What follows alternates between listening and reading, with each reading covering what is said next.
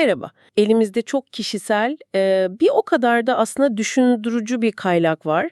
Bekir Karadeniz'in Yolum Düştü anı kitabının 1983-1990 arasını kapsayan 5. bölümünden bazı pasajlar. Evet. Bu dönem yani Türkiye'de 80 darbesinin hemen sonrası, o büyük sarsıntıların ardından gelen yıllar, yazarın ve pek çok insanın hayatında artık hani derler ya geri dönüşü olmayan bir yolculuğun başladığı zamanlar. Taşların yerinden oynadığı bir dönem kesinlikle. Aynen.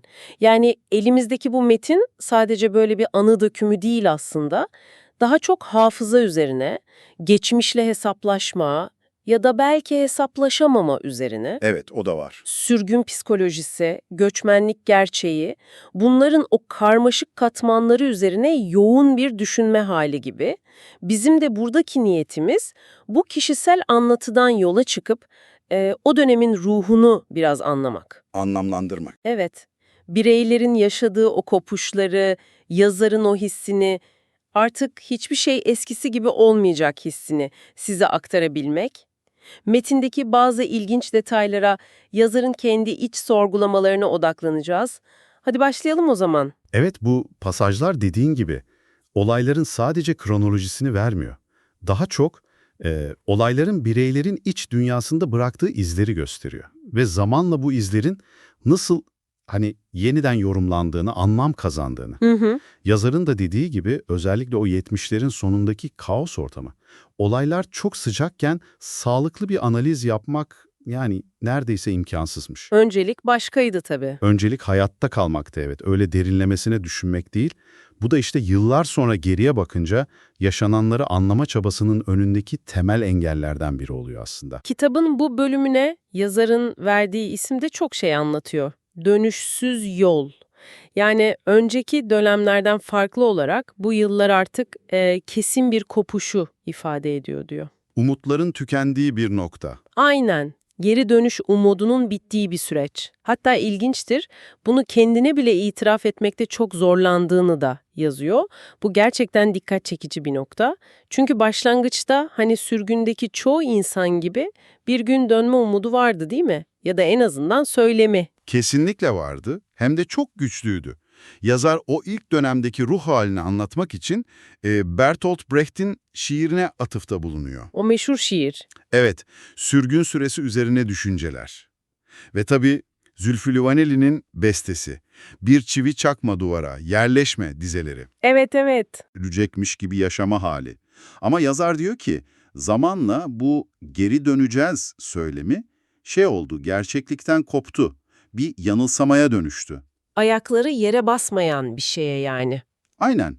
Ve işin ilginç yanı, bu sadece bireysel bir durum değil, kolektif bir ruh haline dönüşüyor. Ve bu gerçekle yüzleşmekten de adeta kaçınılıyor. Yazarın kendi ifadesiyle hani bunu bir eğilim olarak söylemek daha kolay geliyordu belki ama özünde bir aldanmacaydı diyor. Yani bu sadece fiziksel bir şey değil o zaman. Hani eşyaları toplamamak, duvara çivi çakmamak gibi değil sadece. Değil, değil. Aynı zamanda zihinsel olarak da o yeni gerçekliğe yerleşmeyi reddetme hali. Ama zaman yani bu reddedişi anlamsızlaştırıyor bir noktadan sonra. Ve yüzleşme kaçınılmaz oluyor. Kaçınılmaz oluyor. İşte yazarın dönüşsüz yol dediği eşik tam da orası sanırım. Kaçınma meselesi metnin ana damarlarından biri gibi duruyor zaten. Yazar bunu sadece kişisel ya da işte belli siyasi grupların bir özelliği olarak görmüyor sanki. Daha genel, evet. Daha geniş toplumun bir özelliği gibi tanımlıyor. Yokmuş olmamış gibi davranmak diyor buna. Hatta örnekler de veriyor değil mi? Fransa'nın Cezayir meselesi. Evet, özür dileyecek bir şeyimiz yok demeleri. Ya da işte Türkiye'de 12 Eylül Anayasası'nın pek çok yasanın değiştirilmemesi. Yani bu bayağı toplumsal bir örüntüye işaret ediyor gibi. Evet, bu çok kritik bir tespit bence de. Yazar toplumların ve bireylerin geçmişleriyle, özellikle o travmatik ya da işte hatalı görülen yönleriyle yüzleşmekte ne kadar zorlandığını anlatıyor. Hatta bunu biraz daha ileri götürüp Doğu toplumları ve İslam alemine özgü gördüğü bir değişime direnme çabası ve olayları bir tür şark kurnazlığıyla geçiştirme eğilimiyle de bağlıyor. Türkiye özelinde ise 12 Eylül sonrasına bakıyor, Türk solu içinde gözlemlediği bir dinamik var. Çok çarpıcı. Bir yanda diyor, o ağır baskılar sonucu devlete karşı bir itirafçılık dalgası yayılıyor ki yazar bunu 12 Eylül rejiminin bir başarısı olarak görüyor tırnak içinde. Yani hareketlerin durumunu ortaya koyan bir başarı. Acı bir şekilde evet, hareketlerin kalitesini, kapasitesini gösteriyor diyor. Ama diğer yanda hareketlerin kendi içindeki hatalarla, yanlışlarla, değişen koşullarla yüzleşme konusunda aynı cesaret gösterilemiyor diyor. İlginç bir ikilem. Evet, yani düşmana karşı bir çözülme var ama kendi muhasebesini yapmaktan kaçınma eğilimi daha baskın. Peki neden böyle bir fark var sizce? Yazar bunu açıklıyor mu? Yani devlete itiraf etmekle kendi hatanı kabul etmek arasındaki fark? Doğrudan bir analiz yapmıyor ama satır aralarında hissediliyor. Belki de hani dışarıdan gelen baskıya karşı çözülme bireysel bir zayıflık anı gibi görülebilirken, kendi içindeki hatayla yüzleşmek kolektif kimliği, ideolojiyi sorgulamayı gerektiriyor. Bu çok daha zorlayıcı. Daha kökten bir sorgulama yani. Evet. Eleştiri getirenler hemen bozguncu, hain, hatta karşı tarafa çalışıyor gibi etiketlerle dışlanıyor diyor. Bu noktada psikiyatrist Erol Gökada'dan yaptığı alıntı da çok manidar bence. Neydi o? Toplumun onca acıya rağmen hiçbir şey yokmuş gibi yapabilme becerisi. Bu beceri sayesinde travmaların üstünü örtebilmesi. Yazar da sanki diyor ki, bu yetenek 12 Eylül sonrası o dağılan, yitik kuşak tarafından da bolca kullanıldı. Yani geçmişin acı gerçekleriyle yüzleşmek yerine onu yok sayma mekanizması. Aynen öyle, devreye giriyor. Metinde bunun daha somut örnekleri de var galiba bireysel düzeyde. Mesela şeyden bahsediyor, geçmişte silahlı mücadeleyi çok ateşli savunan, teorisini kuran bazı kişinin yıllar sonra rahatlıkla eline hiç silah almadığını söylemesi gibi. Evet, evet. Bu çelişkilere dikkat çekiyor. Ve burada asıl sorguladığı şey kişisel eylemden çok o ideolojik tutum ve onun getirdiği sorumluluk. Yani fiilen tetiği çekmemiş olabilirsin. Ama o fikri savundun, yaydın. Aynen. Belki başkalarını o yola teşvik ettin. Bunun sorumluluğu ne olacak? İşte bu tür sorgulamalar bile diyor, genellikle büyük tepki çekiyor. Adeta bir tabuya dokunulmuş gibi bir panik yaratıyor. O meşhur kol kırılır yan içinde kalır anlayışı yani. Tam olarak o. Eleştiri sanki yarayı iyileştirmek değil de kanatmak gibi algılanıyor diyor. Peki bu anlayış, yani eleştiriyi bir tehdit gibi görme hali, sadece o dönemin siyasi gruplarına mı özgüydü sizce? Yoksa yazar daha geniş bir kültürel probleme mi işaret ediyor? Bence ikincisine daha yakın duruyor. Tanıl Bora'dan bir alıntı yapıyor bu konuda. Bora diyor ki, eleştiri bizde çoğu zaman ilişki kurmak, anlamak, dönüştürmek için değil de kendini ayrıştırmak, mesafelendirmek, hatta bir nevi arınmak için kullanılır. İlginç bir bakış açısı. Evet, Bora buna mağlup bir dil diyor. Sürekli teşhir etme ihtiyacı duyan ama olaylara şaşırma, öfke duyma, hassasiyetini yitirmiş, mekanikleşmiş bir dil. Yazar da bu tür bir yüzleşme eksikliğinin, otosansürün o dönemle ilgili yazılan pek çok anı kitabında da yaygın olduğunu söylüyor. Yani çoğu kitap ya romantize ediyor ya da zor konulara hiç girmiyor mu diyor. Genel olarak öyle olduğunu iddia ediyor, evet. Ama istisnalar da var diyor. Özellikle Kemal Uzun'un Yaşanmış Gibi Yaşanmamış Bir Ömür kitabını ve Mahmut Memduh Uyan'ın Kardeşim Hepsi Hikaye kitabını ayrı tutuyor. Neden? Daha açık sözlü, lafı dolandırmayan, isim vererek anlatan kitaplar olduğunu söylüyor ve bunu takdir ediyor. Yani bu istisnalar aslında yüzleşmenin mümkün olduğunu ama pek de tercih edilmediğini gösteriyor gibi. Anlıyorum. Peki bu dönüşsüz yolun ve yüzleşme zorluğunun yaşandığı asıl alana, yani göçmenlik deneyimine gelirsek, Metin burada neler anlatıyor? Bu kopuş pratikte nasıl yaşanıyor? Göçmenliği temel bir kopuş olarak tanımlıyor zaten. İnsan bunu kabul etse de etmese de bu bir gerçek. Ve diyor ki göçmenler aslında benzer sorunlar yaşıyor ama özellikle politik geçmişi olanlar belki de o eski kolektif deneyimlerin yarattığı hayal kırıklıkları yüzünden sorunlara daha çok bireysel çözümler arıyor. Tek başına mücadele yani. Evet. Burada hukuktan aldığı emsal kavramıyla ilginç bir benzetme yapıyor. Hani birinin bulduğu bir çözüm, mesela oturma izni, iş bulma, dil öğrenme gibi, diğerleri için de bir yol gösterebilir, emsal olabilir. Ama bu bilgi akışı çok zayıf kalıyor diyor. Herkes kendi derdiyle boğuşuyor adeta. O kolektif ruh kaybolmuş gibi mi? Sanki öyle. Yerini derin bir bireyselleşmeye bırakmış gibi. Bu emsal oluşturamama durumu gerçekten düşündürücü. Peki yazar bunun sebebini sadece geçmişteki örgütlenme biçimlerine bir tepki olarak mı görüyor? Yoksa sürgünün kendisi mi insanları ister istemez daha bireysel yapıyor? Daha çok ilkine vurgu yapıyor gibi geldi bana. Hani geçmişte örgütlü yapılar içinde insanlar kendi başlarına bırakıldı diye eleştiri yapanların bile sürgünde kendi bireysel çözümünü bulunca bunu eski yoldaşlarıyla paylaşmaktan kaçındığını söylüyor. İlginç. Sanki örgütlülük fikrinin kendisi değil de onun geçmişteki uygulamaları o kadar olumsuz iz bırakmış ki insanlar artık birbirinden uzak durmayı yeğliyor. Bu da aslında kolektif travmanın bireysel davranışları nasıl şekillendirdiğine dair önemli bir örnek. Birleşmiş Milletler'in o tespiti de var metinde. Hani uzun yıllardır yapılan araştırmalara göre göç edenlerin ortalama %75'i geri dönmüyormuş. Evet.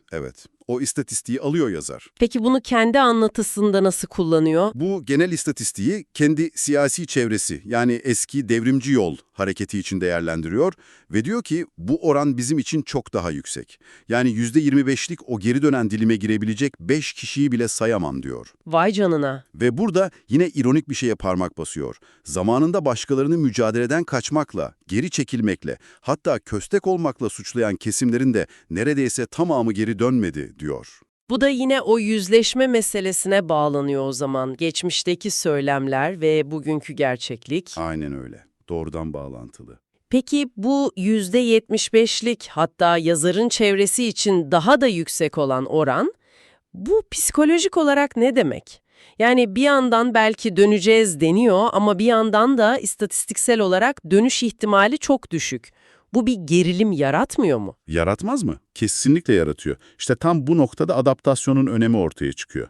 Yeni duruma uyum sağlamak. Yazar da diyor ki, göçmenliğe evrilmek, yani o yeni kimliği benimsemek, kişinin iradesi dışında gelişen pek çok şeye ayak uydurabilmesiyle, adaptasyon kapasitesiyle doğrudan ilgili. Ve bu adaptasyonun en önemli parçalarından biri de dil herhalde. Kesinlikle. Dil diyor, sadece bir iletişim aracı değil, aynı zamanda düşünme biçimimizi, hislerimizi, algılayışımızı, bunları soyutlayıp bilince çıkarmamızı da şekillendiriyor. Nöropsikiyatrist Serol Teber'den çok güzel bir alıntı yapıyor. Evet. Göçmen her şeyden önce dilini, düşüncesini değiştirmek zorunda kalan, yabancı bir dilin konuşulduğu ve yabancı bir düşüncenin geçerli olduğu bir toplumda yaşamak zorunda kalan insan demektir. Bu, adaptasyonun ne kadar derin bir değişim gerektirdiğini gösteriyor aslında. Göçmenlik gerçeğini kabullenmenin zorluğuna dair verdiği bir örnek de vardı sanki, değil mi? O dergi ismi meselesi. Evet, o çok çarpıcı bir anekdot gerçekten. Yıllar sonra çıkarılacak bir dergiye göçmen adının verilmesine itirazlar geliyor. Neden peki? Gerekçe şu, bu isim muhacir kelimesini çağrıştırıyormuş ve muhacir de olumsuz bir anlam içeriyormuş. Yazar bunu iki şeye bağlıyor. Birincisi, onca yıla rağmen hala o göçmenlik statüsünü tam kabullenememe hali. İkincisi. İkincisi, belki daha da önemlisi, geçmişte Türkiye toplumunda muhacirlere yönelik o aşağılayıcı, ötekileştirici bakış açısının farkında olmadan içselleştirilmiş olması. Yani başkasına yapılanı kendi kimliğine yakıştıramama gibi bir durum mu? Aynen. Bir zamanlar belki kendilerinin de maruz kaldığı bir ötekileştirmeyi şimdi bu kelime üzerinden yeniden üretme riski. Hatta yazar günümüzde de bir bağ kuruyor. Yıllardır Almanya'da yaşayan Türkiye'li göçmenlerin yeni gelen Suriyeli göçmenlere karşı bazen aldığı dışlayıcı tavırları da bu bağlamda düşündürücü buluyor. Kendilerini artık yerli saymaları. Evet, sanki o da benzer bir içselleştirilmiş ötekileştirme dinamiğini yansıtıyor olabilir diyor. Sosyolojik bir olgu olarak. Ne kadar yüklü olduğunu gösteriyor. Yazarın bu dönemi özellikle İsveç yıllarını anlatırken kullandığı kaynaklardan da bahsetmesi önemli sanırım. Anlattıklarına bir ağırlık katıyor. Kesinlikle. Çünkü sadece hafızasına dayanmıyor. Özellikle 1984 sonrası İsveç dönemini anlatırken çok somut belgelere, mektuplara dayandığını söylüyor. Mektuplar mı? Evet, İsveç'e gittikten kısa süre sonra Ulla Karadeniz'le başlayan ve neredeyse her gün devam eden mektuplaşmalar. Yaklaşık 575 sayfa tutuyormuş karşılıklı. Oo, bayağı bir arşiv. Evet, bunun yanı sıra Taner Akçam, İrfan Yavru, Yaşatak Aslan gibi pek çok kişiyle yaptığı diğer yazışmalar da o dönemi çok detaylı, adeta günü gününe aktarmasını sağlamış. Zaten o yüzden bölümün başlığını da İsveç Günlükleri koymuş. Bu da tabii anlatılanlara hem bir güvenilirlik hem de derinlik katıyor. Kitabından yaptığımız bu kısa yolculuk bile bize sadece 80 sonrası Türkiye'sinin o çalkantılı dönemini değil, çok daha evrensel temaları düşündürdü aslında. Hafıza, travma, kopuş, yeniden varoluş. Aynen. Bireysel ve kolektif hafıza nasıl işliyor? Travmalarla nasıl başa çıkılıyor ya da çıkılamıyor? Göçmenlik dediğimiz o köklü değişim nasıl yaşanıyor? Yazarın da dediği gibi hatırlamak eğiliminin kendisi gerçekten ağır bir yük. Hatta bazen bir isyan. Ve metnin sonunda sorduğu o soru gerçekten üzerinde durmaya değer. Bu ağır hafıza yükü nasıl taşınacak ve nasıl aşılacak?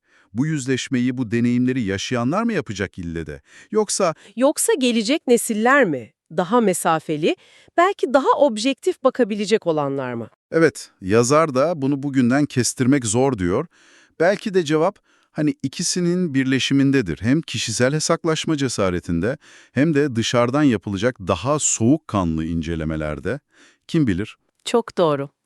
Umarız bu sohbetimiz size hem o karmaşık döneme dair içeriden bir bakış sunmuştur, hem de işte bu evrensel temalar üzerine geçmişle yüzleşme, hafızanın yükü, aidiyet, adaptasyon gibi konularda yeni düşünceler uyandırmıştır. Umarız. Peki siz ne düşünüyorsunuz bu konuda? Biz bireyler olarak ve toplumlar olarak zor geçmişlerimizle, travmalarımızla, hatalarımızla yüzleşmekten neden bu kadar kaçınıyoruz sizce? Ve bu kaçınmanın hayatımızdaki uzun vadeli etkileri neler olabilir? İşte bu belki de üzerine biraz daha kafa yormamız gereken bir soru. Bir sonraki incelemede tekrar buluşmak üzere.